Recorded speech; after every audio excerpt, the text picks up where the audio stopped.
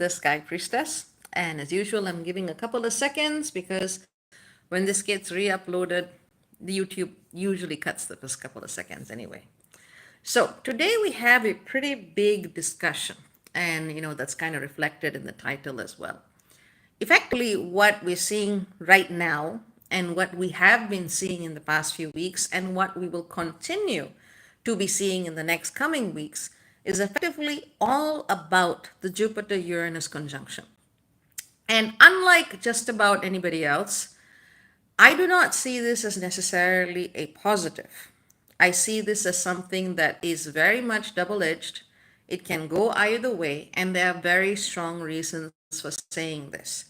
I'm not going to claim that, this is going to be a very lucky time or a very great time or a time where everything just aligns and comes together. That can happen for some people. But for other people, it can also be that deciding point where you take one fork of the road going in one direction and leaving another behind. And sometimes that is to your greater growth. Sometimes that is going to bring you into harmonious alignment. And sometimes it's the kind of choice that effectively makes you entrenched in old karmic cycles that by right you should have been working towards dissolving at this point. Which is why I titled this video Rise or Fall. Now, I'm not going to judge or shame anybody who is at whatever part of their journey because that's not my place. My place is to say this is what is happening. So Jupiter is the expander. Jupiter basically amplifies anything that it touches. It is not morally one way or another. Even if you look at the myths of Jupiter, you see that it is a complex character. So it basically is an amplifier. Uranus is a wild card. Even when we look at it in cosmological terms, Uranus does destabilize some of the movement of the outer planets as well. It's not something that you can predict. It's not something comfortable, but it is something that will awaken you one way or another. Now, here's where you can have some control over the process. Some, not a lot, but some. With Uranus, it's the kind of strike that can, set fire to a forest, and that forest burns down and new life comes from it. Uranus is also the kind of energy that can strike in the ocean and that brings new life through a powerful alchemical process. But at the same time, Uranus can just burn your shit down and that's it. And you have to kind of piece everything together. So when you got these two in combination, anything can happen. And in Taurus, it is most likely to be something that deals with your body, your finances, issues to do with self-worth, self-esteem, what it is that makes you feel solid, anchored, grounded, and having a foundation, which is not the nicest thing to consider, especially if you've been working really, really hard at establishing a foundation to begin with. So the people who have been walking their path, the people who have been following the cues, looking at their ego, looking at the work that they need to do, looking at transforming their relationship with the environment, with the planet, with the economy, with their body at all levels are going to see opportunities for growth. They may find new connections. They may find people who are on the same wavelength who can take them to that next space. And that is a good thing. And I hope everyone has some version of that. But the people who have not been doing their work and who have not been reading the writing on the wall are very likely to feel this as a profound shakeup, perhaps a profound disruption, something unexpected that makes you rethink everything. Honestly, if you look at it in terms of the tarot, you can call this energy kind of a combination of the energy of the tower and the star. It just depends whether or not you are prepared to take in the lesson. We want to believe in a benevolent, gentle, kind universe. But even if you look at the way stars are formed and die every single day, we see that the universe is all about making us evolve, whether we like it or not. And the people who are holding on to the old ways of being, old ways of seeing themselves, old ways of seeing their body, old ways of seeing the planet, they are the people who are going to get hit. Now, here's the thing. Sometimes the people who are very much not on the side of progress, not on the side of justice, not on the side of goodness, may see an amplification and an intensification of things. Sometimes it may even be what seems like a windfall. But from a spiritual karmic perspective, we will see that those who are very much on a differently aligned path may get some gains at this time, but ultimately it is going to bite them in the ass. So, whatever comes up, good, bad, ugly, beautiful, it is here for your growth at this time. And the reason why I am being very specific in kind of framing this alignment is because if you look at everything else, it's like, it's so wonderful, it's so amazing. And then I look at it and I go, yeah, it can be, but it can also be really shit. And the reason for this is because Uranus and Jupiter are trining Thereus the hunter stalker in Virgo and also Black Moon Lilith, which is also in Virgo at the same time. So let's talk a little bit about what Thereus and Black Moon Lilith have been doing. And of course, I have been looking at this installation for weeks, but as you know, I have been on a very challenging pilgrimage, which effectively covered all these themes anyway, which is why I was doing it at that time with this wonderful group of women who really showed up, did their work, faced what they were willing to face, took responsibility and accountability for who they are, and showed up, showed up, showed up. And we're all recovering rather exhausted from it. But there will be, an analysis and proper digest of it, but I am still recovering from the whole experience. It was very taxing on the body, but liberating for the spirit. So let me talk a little bit about what Thereus and Black Moon Lilith in Virgo are doing and how their trine to the Jupiter-Uranus conjunction opens certain doors for us whilst requiring us to close others. Now, as you know, as the only person who really looks at Thereus, because it is a scary thing to look at, Thereus shows us where we are losing something. Whether it is our peace of mind, whether it is health, whether it is energy, whether it is, just generally feeling good with life. Thereus is that backdoor predator. It is that energy that waits and watches, and you don't even know it's waiting and watching, but it is waiting to strike. So with Thereus, yes, you can always look at it as an energy of fear, but that's not going to help you. Be proactive about it and look at what patterns of energy loss are presenting themselves to you at this time. What is it that is still coming up to your awareness saying, hey, you better take care of the situation or it is going to screw you over, putting it politely. But this is the work that needs to be done. So when we ignore what Jupiter and Uranus are highlighting to us by way of our relationship with Thereus and the unaddressed back door, by closing that back door, by shutting the gate, by saying no to energies that do not respect your worth, that do not respect your value, that do not respect your boundaries or your time, by shutting that door, you are in a stronger position to receive what you can receive at a purer frequency with Jupiter and Uranus. But here's where Black Moon Lilith comes in to complicate things. When Black Moon Lilith is in Virgo, whilst it can truly ask us to reach into, go into the very guts, the underbelly of the wounds of the sacred feminine, to get to that place, you must face the projection. You must face the projection that has kept everybody, not just, male presenting, female presenting, everybody. All the projections that have kept us away from the core of the sacred feminine, that is what you need to walk away from now. What appears to be a victim may not be an actual victim. It may be someone who expects you to be complicit in enabling them to stay in victimhood. And this is what we found throughout our pilgrimage. This is what we found. It looked like the sacred feminine, but it wasn't.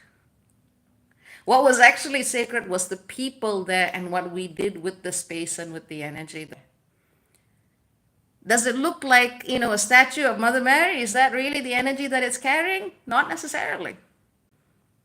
Is it something trying to hook you on the idea of mother and child, therefore sacred and holy? Not necessary. It really required all of us to challenge our views on care, on worth, on service, on what true motherhood was. Whether that was biologically determined, whether it wasn't, it made us look at the roots of what it truly meant to be compassionate, and where compassion must always accompany justice in the same breath. And that's how you deal with Black Moon, Lilith, and Virgo. The projection that tries to hook you into the thing of, oh God, they need help. Patriarchy has been so cruel to them. Yeah, that's fine. That's legit. But you got to look at whether or not that energy really wants to be empowered, or if it wants to feed off your compassion. So when you look at these two together, the back doors, and also where the wounds of the feminine are turned against itself, this is where you need to look at what Jupiter and Uranus is waking you up to. What are the doors that you need to close in your work, your service, your health, the give and take of exchange of energy, who you allow in your space and who you don't? When you can close that door, then you can receive more of the benefits. Otherwise, you're going to limit yourself. So this is the thing. And on top of that, Jupiter, Uranus, Black Moon, Lilith, and Thereus are also aspecting Venus, Mars, Chiron. It is a lot that is getting lit up at the same time. So as we are in this process of really looking at and letting go of our own internalization of victimhood and our own internalization of carrying the scars and wounds and baggage of something that doesn't even exist anymore, at least doesn't need to in the here and now, as we liberate ourselves from this process, that is when we can all show up the work that needs to be done in the here and now and in the most aligned way possible. So that is the work of this Jupiter-Uranus conjunction. And as you can see, it's not as happy-go-lucky as you may be accustomed to seeing it elsewhere. So that is what I wanted to give all of you a heads up about. That is happening April the 21st.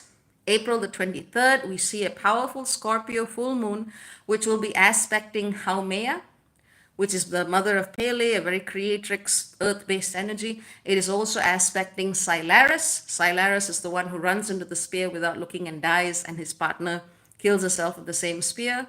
Effectively, this is a time that says that and of course, the full moon also aspects Pluto and Aquarius. So not only at a physical level, at an interpersonal level, at a financial level, at a sexual level, at a psychological level, at a spiritual level, not only is every single thing being challenged and triggered right now, we are also seeing that same energy across the collective on the planet itself. Hence all of these extreme weather events happening at the same time. You know, there's always a concentration of these events happening together when there are major celestial events that mirror the same energy, because the earth is working through the crap in the same way that you are. So rather than moving out of alignment and resonance with the earth, look at the way she clears the crap. The earth is not here holding hands. The earth has said, you have been given the time to learn, to grow, to adapt. This is endgame, people. You gotta make decisions now or it's all going to blow up. And that is the message that has been coming through again and again and again. And we individually need to step up. Whether it's in our personal life, professional life, financial life, whether it's in relationship to our bodies, our connections with the underworld, our experiences of shamanism, whatever channel this comes through, we need to be in alignment, and for that we need to cut away the crap that is associated with the bondage and martyrdom of the sacred feminine. And that is where so many people who use that language, who use that word, continue to get entrapped. And that's the main message. Having said that, do keep an eye on health, do keep an eye on your food and drink, do keep an eye on managing and maintaining your space. Try not to bear any ill will to anyone, because that doesn't change anything. Your anxiety, your frustration, your worry, your hatred, your projections doesn't count. What counts is the frequency and vibration of what you embody in your life and the physical, embodied, manifest decisions that you make on the basis of that vibration. If you are still blaming somebody else for your life, please take a look at yourself. because that's not how this works. Now, having said that, let's look at the comments. And if there are any questions with respect to what has been said so far, let me know. So I'm going through the comments now. I see Magneto. Hello, brother. Good to see you. I see VB. Hello, VB. Hello, Angela. Hello, Bettina. Hello, Wichita Chick. Hello, No Tone Unstoned. Hello, Andre. BB says, do you think there will be more chaos with the various countries wanting to go at war? I feel there's too much extremism now. I would say that's very likely. Honestly, that is very likely at this time, which is why what we can do is to continue pushing for peace and justice with compassion. That does not mean taking a two-side solution to a situation in which there is a gross injustice. That means standing for what is true. Victoria sends hearts. Hello, Victoria. I see Rajat. Hello, Rajat. Good to see you. I hope you're well. I see LA. Hello, LA. I've just gone through the major discussion on Jupiter and Uranus and how it trines Thereus and Black Moon Lilith. So it's not as happy-go-lucky as everybody's talking about. There's a lot to do with this alignment. So if you want a recap on that, go to the start of the video. So for those of you who have heard the information, if you've got any questions, let me know now. This will probably be the only video I do on this because it has the information that you need. Joyous says, hi, Dr. B, greetings to you. Hello, hello, nice to see you. Send my love to your loved ones. Rajat says, I have chicken pox. You, my Jupiter-Uranus surprise. Take care, Rajat, and don't scratch. Don't scratch. It's not going to be a good look. CC he says here for this lol. So yeah, that's the summary of it. And those of you who just got here, go back to the beginning because that's where all the juicy stuff is happening. VB says, do you think AI will take over us like movies? Unrelated question though. It's not unrelated. It's perfectly related. It's a good question. Number one, Pluto is in Aquarius. That's going to be aspecting the full moon. So that's a theme. Number two, Uranus itself rules over technology. So Jupiter conjunct Uranus is very much a technological question. And I appreciate the question to talk about this side of things as well. I don't think AI will take over individual humans unless they allow it. However, we will be seeing more of a separation in society between people who want to align with that form of intelligence and people who kind of want to stay organic, so to speak. And as much as I understand where the people who are talking about oneness come from, that only works when there is a fundamental baseline of respect, faith, trust, love in the shared humanity or animality or plantality or whatever you want to call it of all beings. So we're actually seeing this separation of those who are not exactly embracing spirit, but something else, and those who are choosing to walk a more authentic path, and the people in between. So no, I think AI will not be forced on people who very clearly draw the line, but people who don't clearly draw the line may find themselves more and more influenced by AI-led decisions than they realize. Angela says, thank you for sharing this. Most welcome. How soon or long term will most of the outcomes of this unfold? Truthfully speaking, that is not something that can be answered, simply because this is one of those things. If you imagine like one of my favorite analogies, it's like those pinball games. You know, they used to have it in the old Microsoft OS and Space Pinball. And if you hit the ball, you don't know what it's going to set up. So there isn't really a time frame to say, you know, this is how long it's going to take for everything to unfold, just because we don't know what's getting hit. So that's the long and short of it. But in terms of personal life, it's more likely to be an immediate, rather dramatic situation if you are not really following, not you personally, but a person is not really following the road that their spirit wants them to be on. Let's see. Cece says, haha, my first son born with Jupiter conjunct Uranus got chicken pox at 3 months. Oddly, that's interesting.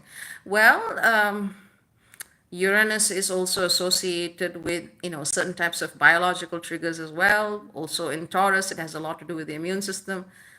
It could be related, but I'm not going to speculate. Vivi says, I hope we won't come to a iRobot-like stage in this world. Here, I thought you were referring Asimov. iRobot, which I actually loved Isaac Asimov as a child, my favorite author as a child. But we probably will in certain spaces, but I think this is really where people power has to come to the fore, because I don't really think the Earth herself is going to put up with that crap too much. So either way, we're covered, just maybe not in the way we want. Angela says, I remember pinball. Got it, thank you. It was fun. It was fun. Space pinball was a lot of fun. But yeah, so that is it in a nutshell. I mean, just remember, extend compassion, extend grace up to a point. If someone is not willing to do their work, you cannot hold their hand for them. Unless it is actually, literally a child or an actual dependent that you, for some legal reason or emotional reason, cannot, disengage from, it is time for everyone to walk their own path. Cece says, looks like I will need to research that. Thanks. Yeah, I mean, it's not very responsible to extrapolate from personal charts, and especially charts to do with children when you don't have the information. So, you know, but have fun with it. Angela says, I love playing pinball as a kid at the roller skating rink. Nice. Vivi says, I somehow hate this guy's take about life on Earth, even though he's technically brilliant. Yeah, I'm not really a fan of someone who doesn't want to embrace the human spirit or whatever it is spirit that allowed us to experience in our bodies. I would say there's still a lot of human creativity that needs to be explored, and a lot more connection that all of us need to redevelop with nature and the various species that we share this earth with. I think there's a lot more work to be done here on the ground than trying to bring in something else. But that's just my view. Maybe that's not a hip view to take, but I'm on the same page in that sense. Hi, Shannon. Nice to see you. Nice to see you. Have already talked about the main stuff: Jupiter, Uranus, trining, Thereus, Black Moon, Lilith. Then again, you are tier 23. So you have like even more details on that. But it's good to see you. Cece says, oh, he's very action oriented. Yeah, yeah, that particular individual is, but just because someone's action oriented doesn't necessarily mean it's good action. Sometimes it's like, why are you doing this? I mean, one of the big lessons of Aquarius is not to let your head run away with things. It's so, one of the biggest, I would say, egoic fallacies that humanity as a whole has, especially that which has been influenced by Western epistemology, is to center its experience of life in the mind and to assume that what the mind consciously perceives is the end all be all. And that is disassociated from the heart, that is disassociated from spirit, that is disassociated from different aspects of other subtle bodies. So you can be very action oriented when you just look at things from your head, but that doesn't mean that it's safe, good, necessary, or even balanced. And that's one of the big things that we see generally working with Aquarian energies. And we've seen this before in earlier chapters of human history. Just because it can be done doesn't mean that it should. So, that's probably a principle that a lot of things happening across the globe now would do well to remember. We, in terms of changing things collectively, there's no guarantee of that. There's no promise of that anyone can actually vouch for. All we can do is show up, continue showing up in your space, take no bullshit. It doesn't matter. If there's no baseline respect, fuck it. Chuck it in the fuck bucket and keep walking. If there's no shared empathy, if there's no understanding, there's no forward movement with things. And it is important to just keep moving forwards in doing what it is that you need to do right now. Hence why I call this video Rise or Fall. Some people are going to be growing, what looks like growth in the 3D, but spiritually going in the opposite direction. Try not to give those individuals too much power over your own process. Continue focusing on what your road is, continue focusing on your relationship with spirit and how that actually guides you to engage in the 3D, but from a place of alignment. It's really easy to talk about all of this from a place of mental activation and intellectual activation, but it means absolutely nothing. That's why I don't, you know my channel. I don't update you like every single day. This is happening, that's happening, that's happening. Bullshit. It doesn't work. It has to come from a lived space. It has to come from a felt space. Then it's worth talking about. Otherwise, not worth anybody's time, including mine. So keep feeling into things, keep moving forward, keep orienting yourself. Look at the challenge that Black Moon, Lilith, and Thereus pose to you. Shut the door that you need to shut. And then you will be in a better place to receive the blessings and the lessons you actually need to grow. This is a huge time for soul-based connections. I don't like using the word soulmate because it's so hyped up and romanticized, but it is very much a, a theme right now that soul connections are also transforming. Some are evolving so they can continue a new chapter, and some are coming to an end because some people just cannot make that jump or they don't want to. That's also a free will choice. Angela says, I feel like I was grappling with the compassion to a point theme from about November, December, tough time up until January, February. Has this been building since last year?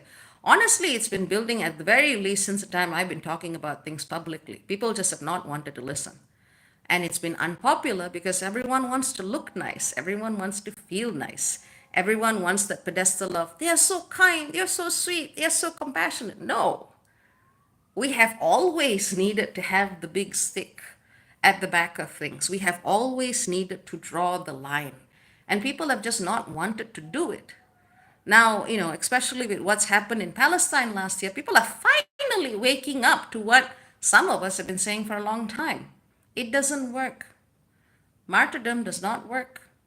Compassion to the point where you bleed all over the place and cannot function to help those who need the most help does not work.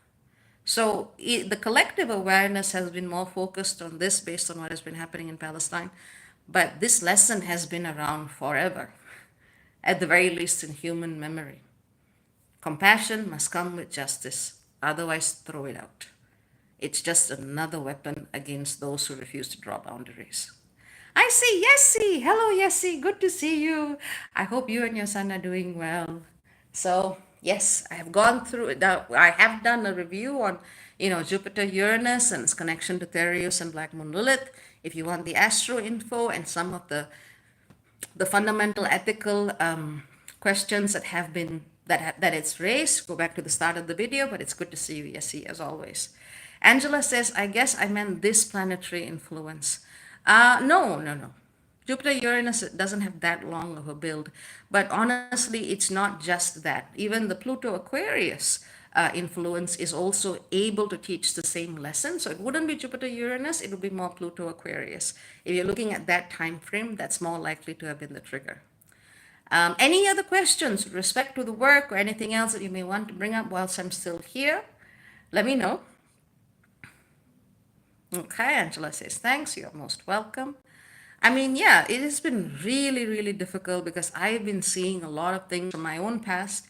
People who have been very abusive, people who have been very manipulative, like trying to come up in the name of compassion, in the name of help me, in the name of I feel this and I feel that, in the name of all la-di-da gimmicks. And I have just had to go and take a very, very strong line. And it's not, for me, it's not an abstract. I've been seeing these energies coming and I just know it precisely. Nope, it's not going to go forwards. You need to keep walking your path. Let's see. Yes, he says, Dr. Bhairavi, are you going to be open for sessions anytime soon? I was thinking about this, how many days I needed to recover from that pilgrimage because it took a lot out of me. But I will I'll drop me a line, Yessie. I'll see if I can slot you in a little beforehand. I would say maybe in about 1 or 2 days. I'll see what Spirit says about it. You know what I'm like. And I will keep you posted because it is a great time for guidance as long as you're willing to do the work. Angela says, thanks for always bringing a grounded, empowered, growth-oriented perspective to astrology. Very much appreciated. You're most welcome. It's just the language that I use to talk spirit, and the lessons are always there. Chiron says, I was so happy to see you out and about on the pilgrimage. Thank you, Chiron. It hurt. It hurt so much. I was in so much pain. I was like this. But Spirit kept pushing. Um, the interesting thing about this pilgrimage is that it didn't even start as a pilgrimage. It was something that I had set as a goal for myself.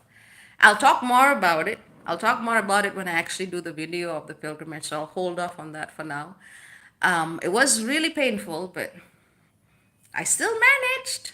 I'm proud of myself. I still managed, and I had a group of wonderful women to support me. So, we did good things. But we will talk about that soon, and it is wonderful, as always, to see you, my dear Chiron. Which, of course, again, bear in mind, Chiron, Nessus, Thereus, Black Moon, Lilith, Uranus, Jupiter, Venus, Mars, they're all activated at the same time. There's a lot to do. A lot to do. I'm also very happy to see that you're offering the sessions you're offering, Chiron. So, in case anyone's interested in craniosacral stuff, if you want to drop a plug or something, let me know, Chiron, because I trust you. So, yeah, that's about it. I send all of you. Oh, hang on.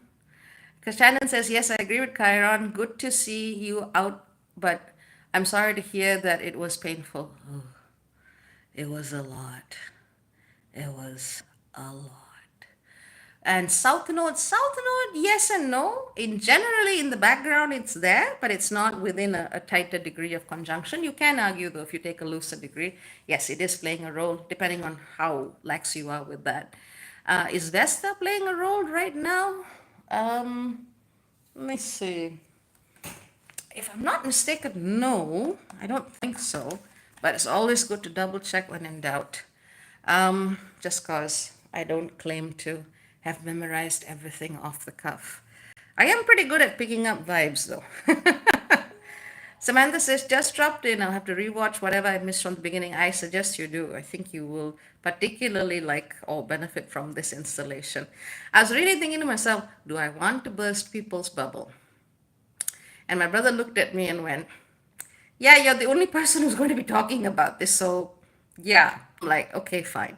So, hopefully, this gives you grounded perspective so that you can actually, make the most of the Jupiter-Uranus conjunction, have the red flags that you need to watch out for, and, make the most of it. But let me just pull up where Vesta is. I don't think Vesta is doing a thing right now, but let me just double check. Yeah, Vesta is not precisely in alignment to any of that, but it will be aspected during the Scorpio full moon. So maybe that's what you're picking up on. In terms of Jupiter Uranus, not so much. Angela says, grateful for you sharing. Most welcome, most welcome. We have a very select kind of group. We have a very, very select kind of group where, it's the people who are willing to look at the shit, but who are the most optimistic, generally speaking, which is a good combination to have. Okay, Samantha says you are a skilled bubble burster. Forever grateful to you for it. Thank you. And if it's any consolation, Spirit keeps bursting my bubbles too. So, I ain't going through like la-di-da stuff without perspective. Spirit keeps going, oh, so you believe this, huh? So, yeah. Anyway, I'm going to sign off, and the info that all of you need for this very, very profound time, 21st of April to 23rd, like I said, it's a very rise or fall energy. Follow your path, follow your heart, one step at a time, one day at a time, one breath at a time. Just continue navigating with this, and you should be okay. And remember, challenge the bullshit. Saying no to things that false energies, false people, false connections that come in the name of love, family, compassion, spirit is sometimes the hardest thing to do. But that's what you got to do right now. So take care. Very many blessings. Ciao, ciao to all, and lots of love. Bye-bye.